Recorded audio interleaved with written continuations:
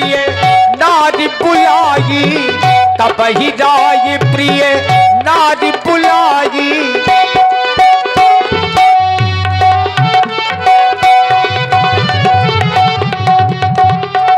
महारानी कौशल्या और श्री शिवा राजपूत जी इमिलिया वालों की ओर से ये स्पेशल 51 पुष्प मुद्राएं व्यासपीठ के कलाकारों के लिए। धन्यवाद। दिखाई दे रहे हो, कोई कारण है क्या स्वामी?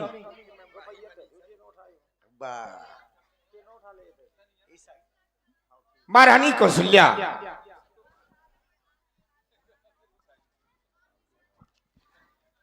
आज तुम कह रही हो कि आज बड़े प्रसन्न दिखाई दे रहे हो, क्या कारण है स्वामी?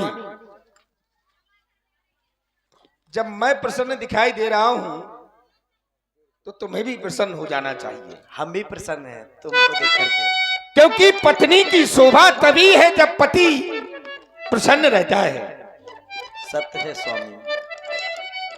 आज जब वह बात मैं तुम्हें बतलाऊंगा तो तुम भी प्रसन्न हो जाओगी। रात दरबार में बैठा हुआ था, अचानक मेरे हृदय में दिलानी हुई कि मेरे कोई संतान नहीं है। क्या मेरे बाद अयोध्या का राजपाट, अयोध्या का वंश आगे नहीं बढ़ेगा? या दुख लेकर के मैं गुरु जी के पास पहुंच गया। फिर क्या हुआ स्वामी? गुरुदेव भगवान को मैंने अपना दुख बतलाया। गुरुदेव भगवान ने पता क्या कहा? क्या बोले, राजा दशरथ, मैंने उनसे एक पुत्र की याचना की थी। उन्होंने कहा कि एक नहीं, तुम्हें 4 पुत्रों की प्राप्ति होगी। धर्म धीर हुई है, सुतचारी, और कोई साधारण पुत्र नहीं होंगे। त्रिभुवन विदित भगत भयारी, जो सारे संसार के भक्तों के भय को हरण करने वाले होंगे। ऐसा कहा गुरुदेव बाबा? हाँ, स्वामी श्रृंगी ऋषि को बुलाया गया और श्री अजीत लंबरदार खड़ही लोधन से 21 पुष्प मुद्राएं पुनः महाराज दशरथ जी के चरणों में, और Niranjan Singh ji assistant audit officer CAG department खड़ही लोधन, 21 मुद्राएं आपकी ओर से भी। धन्यवाद। वहां पर ब्रह्मांडक ऋषि जी के पुत्र सिंगी ऋषि जी को बुलाया, पुत्र स्त्री यज्ञ करवाया। अग्नि भगवान प्रकट हुए और भगवान अग्नि ने मुझे ये चरु दिया है। बोले, जाओ अपनी समस्त रानियों को दे देना, तुम्हें 4 पुत्रों की प्राप्ति हो जाएगी। जय हो, जय हो। कैसे होंगे? गुरुदेव भगवान ने कहा, सुनो मेरी महारानी। सुनाइए महाराज। मेरी रानी सुनो, मेरी रानी सुनो। हे महारानी कैकेयी, आज जो मैं तुम्हें बात बतलाने के लिए जा रहा हूं तुम बहुत प्रसन्न होगी। मेरी रानी सुनो, महारानी सुनो, मेरी रानी सुनो, महारानी सुनो। पुत्र होंगे तुम्हें गुरु वचन हो गया। मेरी रानी,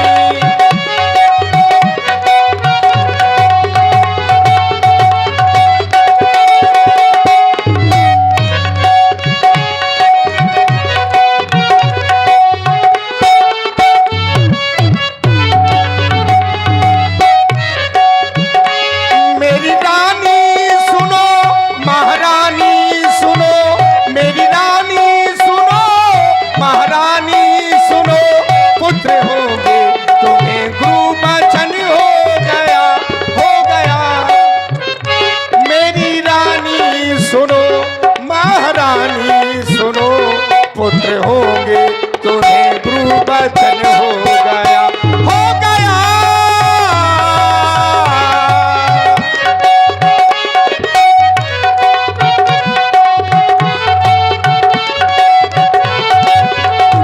और जब उनका जन्म होगा तो उनके जब अंगों को देखा जाएगा तो एक एक अंग कमल की भांति दिखाई देगा।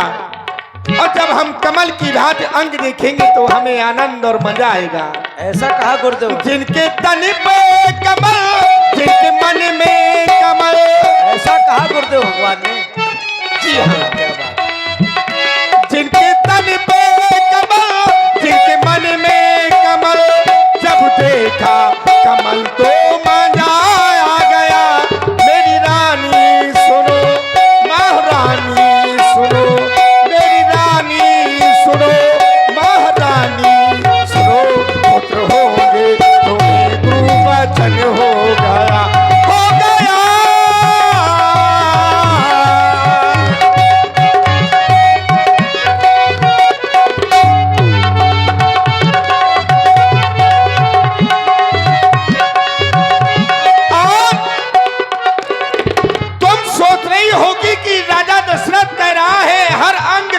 भांति होगा तो कौन कौन से अंग कमल की भांति होंगे मैं तुम्हें बता रहा हूं। कौन कौन से अंग की तो बात छोड़ो, नख यानी कि नाखून से लेकर के शिखा यानी कि चोटी तक कमल ही कमल दिखाई देगा। ऐसा कहा गुरुदेव। नख सिर से कमल, शिख नख तक कमल,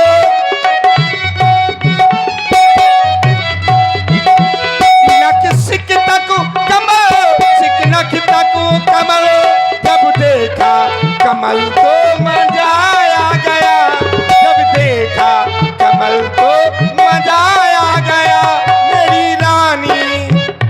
मेरी रानी सुनो, महारानी सुनो, मेरी रानी सुनो, महारानी सुनो, पुत्र होंगे तुम्हें गुरुवचन हो गया, हो गया।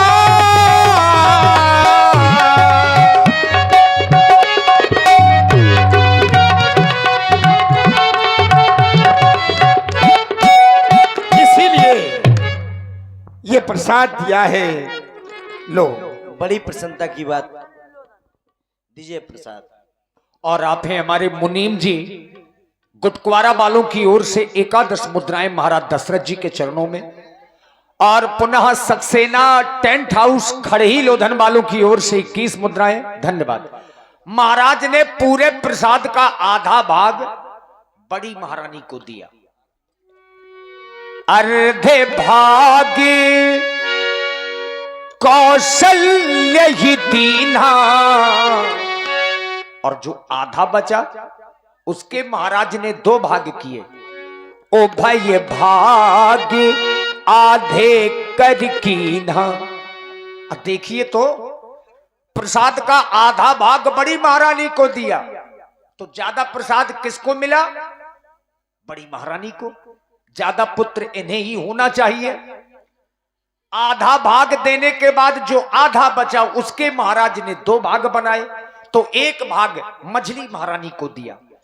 कैके ही कहा नृपिशोदयबू, और जो 1 बचा रही हुए सो उभय भाग्य पुण्य भयबू। 2 भाग अपने आप हो गए। महारानी कौशल्या, कहें स्वामी। प्रसाद का आधा भाग मैंने तुमको दिया, आधा शेष बचा, फिर उसका आधा किया, उसका आधा भाग मैंने महारानी केकई को दे दिया, लेकिन जो शेष भाग बचा था उसके अपने आप 2 भाग हो गए। मैंने कुछ किया भी नहीं, अपने आप 2 भाग हो गए इसके। और इसमें पुनः अजीत लंबरदार 21 मुद्राएं हमारे राजा जी के लिए प्रदान कर रहे हैं और कह रहे हैं कि महाराज 1 भाग आप खुद लीजिए।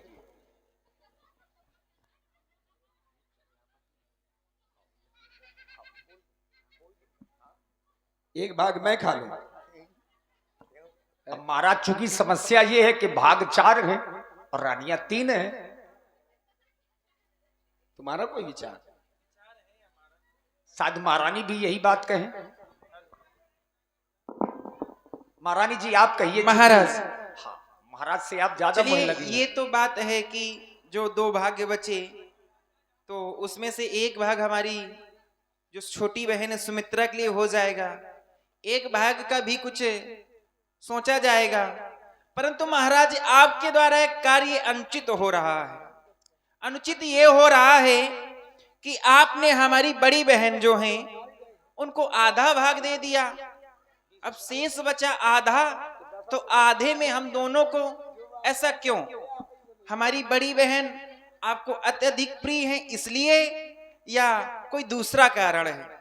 कारण जानना चाहते हैं कि आपने आज महारानी कौशल्या जी को, जो हमारी बड़ी बहन है, आज आपने इनको आधा भाग क्यों दिया? महारानी केकई, अगर ये बात पूछती हो तो मैं तुम्हें पूर्ण रूपेण संतुष्ट करूंगा। हाँ, क्योंकि ये मेरा धर्म है। तुम मेरी पत्नी हो, मैं तुम्हारा पति हूं, ये धर्म है मेरा। आपका ये एक और हर धर्म चीज है। का एक क्रम होता है। क्यों ब्याज जी? हर चीज का क्रम होता है। अगर क्रम नहीं बनाए गए होते तो आज ये संसार रसातल में चला जाता। क्रम बनाए गए हैं, कैसा? बड़ा, मध्यम, लघु,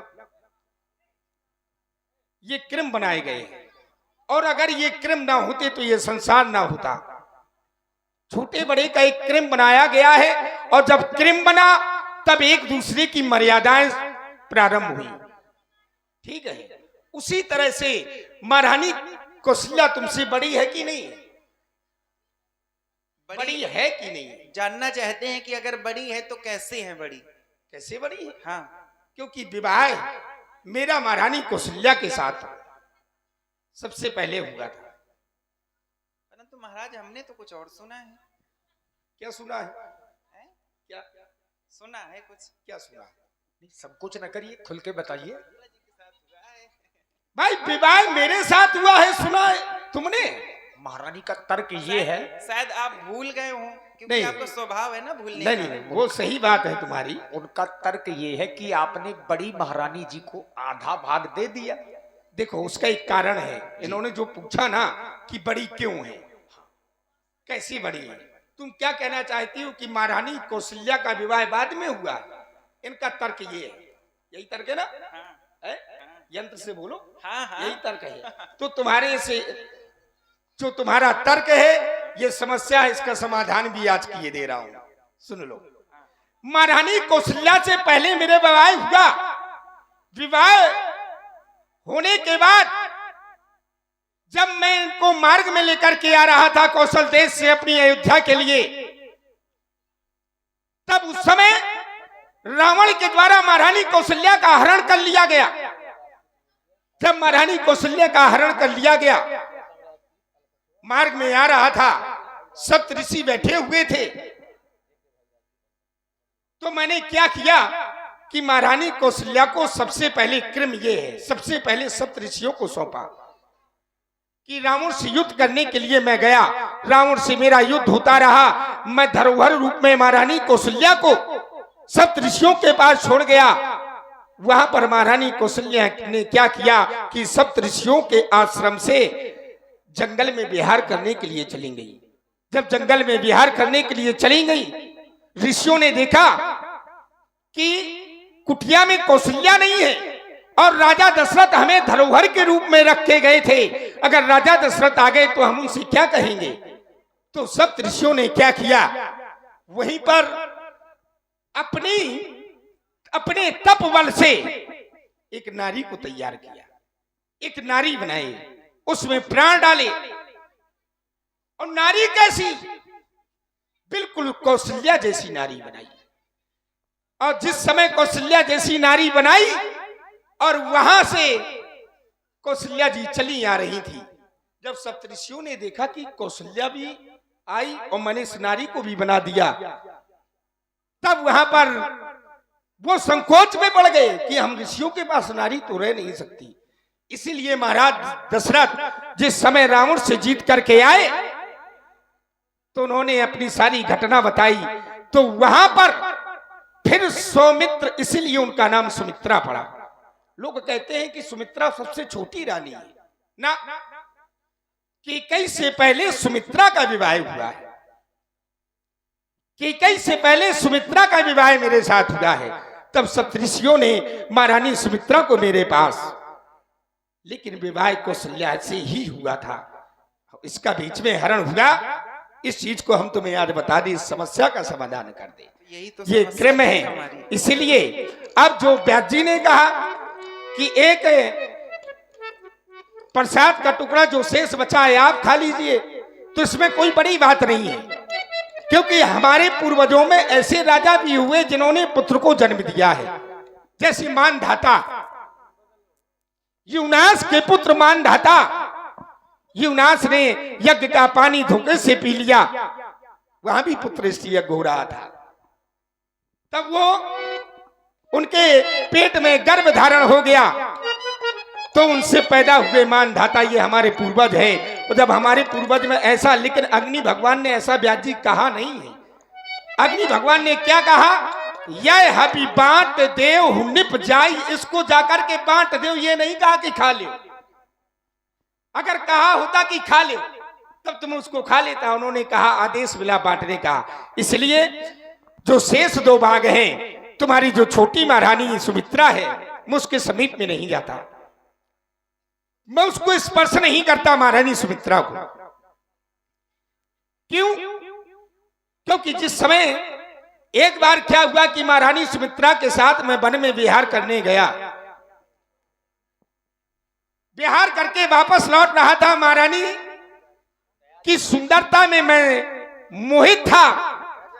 सप्तऋषि बैठे हुए थे, मैंने सप्तऋषियों को प्रणाम नहीं किया तो सप्तऋषियों ने मुझे श्राप दे दिया कि राजा दशरथ, जिस रानी की सुंदरता में आज तुम हम सप्तऋषियों को प्रणाम करना भूल गए हो, अगर तुम इस नारी को स्पर्श करोगे तो तुम्हारे मस्तक के टुकड़े टुकड़े हो जाएंगे। महाराज, तब से हम महारानी सुमित्रा के पास नहीं, उनको स्पर्श नहीं करते। थोड़ा सा संशय है नाथ, इन सप्तऋषियों ने हमारी जो सबसे छोटी बहन है सुमित्रा, जिनको बनाया, उन्हीं के कारण आज तुमको ये श्राप दे दिया, कुछ समझ में नहीं आया। क्या सप्तऋषि एक हुए?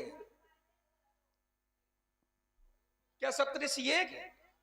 कितने हैं? ना, सप्तऋषि 7 प्रकार के बतलाए गए। अच्छा,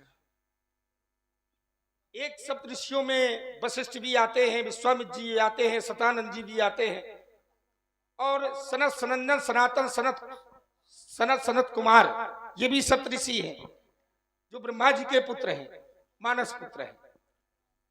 ठीक है, अब ये तुम्हारा जो तर्क है ये तुमने कुतर्क किया है। चलो, इसलिए एक एक भाग अपनी छोटी बहन सुमित्रा को दे देना, जिससे वो भी प्रसन्न हो जाएगी। पूर्ण तैयारी से है। कौशल्या के